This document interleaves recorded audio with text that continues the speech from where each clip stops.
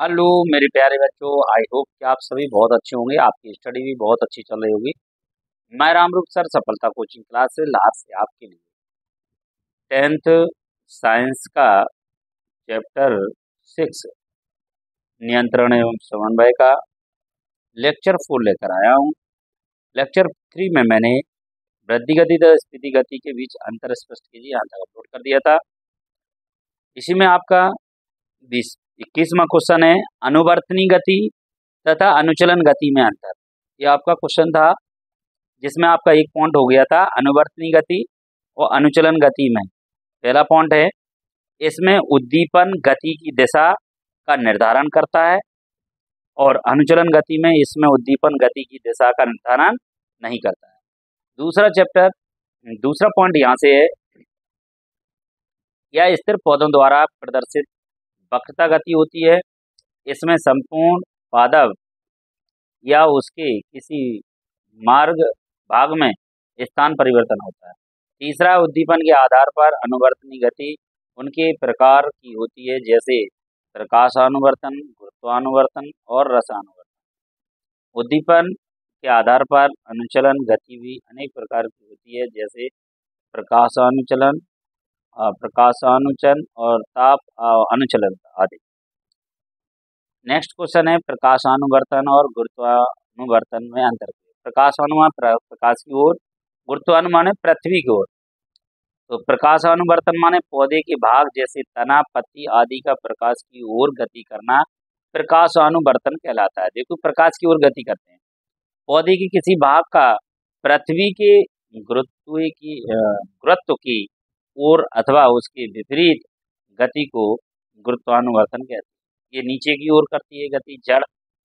पादपों में प्रकाशानुवर्तन oxygen hormone के कारण होता है और इसमें उदाहरण है तने ऊपर की ओर तथा जड़ें नीचे की ओर वृद्धि करते हैं।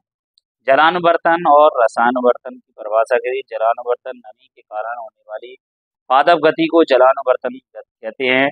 इस प्रकार की गति उच्च श्रेणी के पौधों की जड़ों, ब्रायोफाइट्स के मूलाभास, कवकों के हाइफा आदि में देखने को मिलती है। उदाहरण है अमीबा जल की ओर बढ़ता है। रसानुवर्तन पराग नलिका का बीजांड की ओर वृद्धि करना रसानुवर्तन कहलाता है। नेक्स्ट इसी में आगे देखिए आप,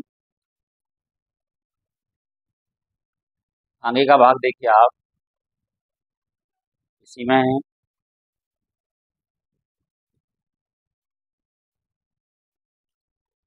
इसी में देखिए पादप हार्मोन किसे कहते हैं या कितने प्रकार के होते हैं। नेक्स्ट क्वेश्चन है पौधों में उत्पन्न विशेष प्रकार के कार्बनिक पदार्थों जो पौधों की वृद्धि, विकास एवं अनुक्रियाओं का नियमन करते हैं पादप हार्मोन कहलाते हैं।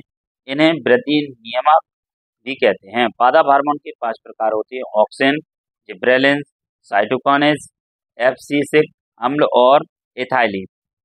नेक्स्ट है पादप हार्मोन के कार्य लिखिए।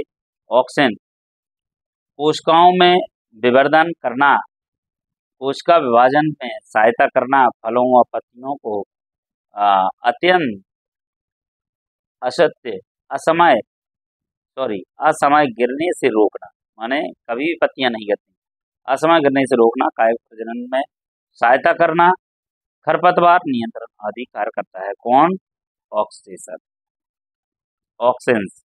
और जिब्रेलिन्स क्या करता है? तनों की लंबाई में वृद्धि करना, बीजों के अंकुरण को बढ़ाना, पुष्पों के खिलने में सहायता करना, कुछ पौधों में अनिषेक फलन उत्पन्न करना आदि कार्य करते हैं। किसके कार्य होते हैं? जिब्रेलिन्स। साइटोकिन्स क्या करता है?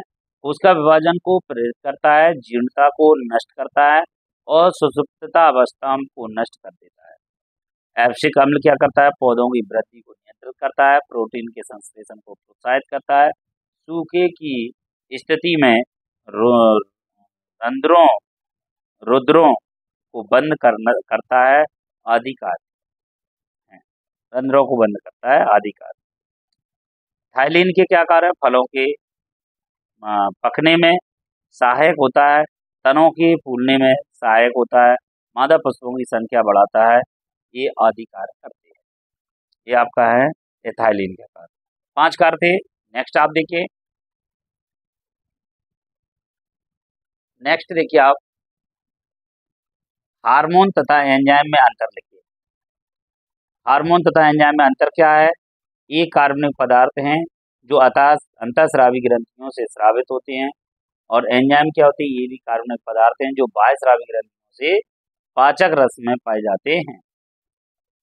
इनका वहन रुधिर द्वारा होता है, इनका वहन नलिका द्वारा होता है। ये उपापचयी क्रियाओं को प्रयुक्त हो जाता है। ये उपापचयी क्रियाओं में उत्प्रेरक का कार्य करता है। ये ग्लाइकोप्रोटीन, स्टेरॉयड या पॉलीपेप्टाइड होते हैं। ये प्रोटीन होते हैं।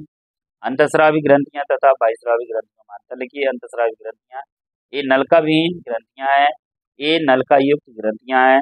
इनके स्त्रावों को रुधिर द्वारा गंतव्य तक पहुंचाया जाता है। इनका स्त्राव नलिकाओं द्वारा शरीर के भीतर तक पहुंचाता है। ये विशेष अंगों की उचित वृद्धि और कार्यों के लिए उत्तरदायी हैं। ये भोजन एवं बाह्य पदार्थों पर कार्य करने में निपुण हैं। मानव शरीर में पाई जाने वाली अंतःस्रावी ग्रंथियों एवं उसके स्त्रावित हार्मोन के नाम लिखिए। पीयूष ग्रंथि यह मस्तिष्क में स्थित होती है। पीयूष ग्रंथि क्या होती है? मस्तिष्क में स्थित होती है। नेक्स्ट देखिए,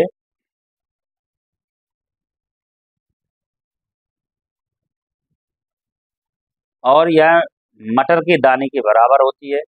इसे मास्टर ग्रंथि भी कहा जाता है। इसे निम्न हार्मोन स्रावित होते हैं। वृद्धि हार्मोन, इसे जीएच कहते हैं। यह अस्थियों तथा ऊतकों की वृद्धि को नियंत्रित करता है। एंटी डायूरेटिक हार्मोन, इसे एडीएच कहते हैं। यह वृक्क द्वारा जल के पुनः अवशोषण को नियमित करता है। एसीएफएच, यह कार्टिसोन निर्माण के लिए अधिवृषण कॉर्टेक्स को उत्तेजित करता है। एफएसएच, यह एस्ट्रोजन स्त्रावण के लिए अंडाशय को उत्तेजित करता है।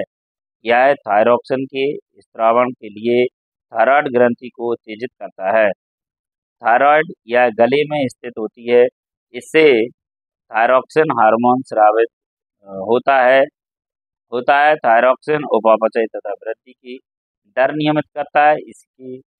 इसकी कमी से गलगंड नामक रोग हो जाता है।